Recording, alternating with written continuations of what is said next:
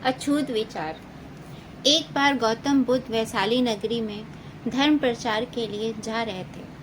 जब वे नगरी के बीचों बीच से गुजर रहे थे, तब उन्होंने देखा कि कुछ सैनिक एक लड़की का पीछा कर रहे हैं।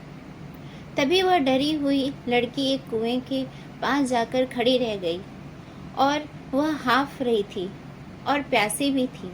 तभी बुद्ध ने उस बालिका को अपने पास बुलाया और कहा कि वह कुएं से पानी निकाले और स्वयं भी पिए और उन्हें भी पिलाए। इतनी देर में वह सैनिक भी वहां पहुंच गए। बुद्ध ने उन्हें हाथ के संकेत से रुकने के लिए कहा। बुद्ध की बात सुनकर लड़की ने कहा, महाराज, मैं एक अछूत लड़की हूँ और मेरे कुएं से पानी निकालने पर जल दूषित हो जाएगा। तभी बुद्ध ने उससे फिर कहा, बालिका, बहुत जोर से प्यास लगी है, पहले तुम पानी पिलाओ।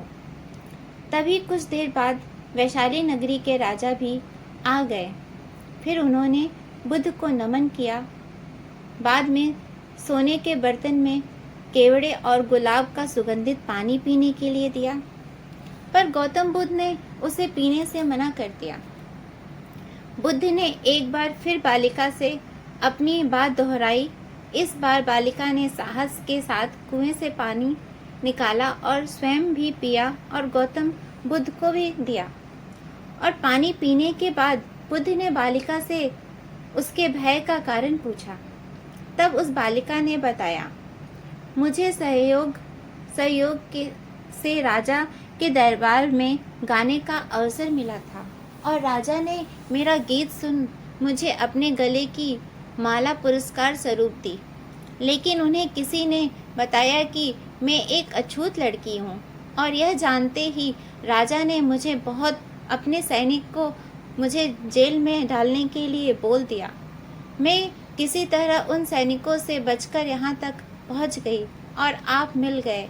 इस पर बुद्ध ने कहा कि सुनो राजन, मैं चाहता हूँ कि आप मेरी इस शब्द को हमेशा याद रखें। कोई भी मनुष्य की पहचान उसके धर्म और जाति से नहीं, बल्कि उसके स्वभाव या उसके अच्छे कर्म से होती है। जिस बालिका के मधुर कंठ से निकले मधुर गीत का आपने आनंद उठाया, उसे पुरस्कार दिया और जिसके कार्य इतने अच्छे हों, वो अछूत हो ही नहीं सकती। और उस बालिका के साथ नीची सोच और छोटे कार्य करके अछूत होने का परिचय तो आपने दिया है। इसलिए मेरी नज़रों में यह बालिका नहीं, बल्कि आप अछूत हैं। तभी राजा बुद्ध ने सामने शर्मिंदा होने के अलावा और कर भी क्या सकते हैं। उन्होंने बुद्ध से क्षमा मांगी और वह वहाँ से चले गए।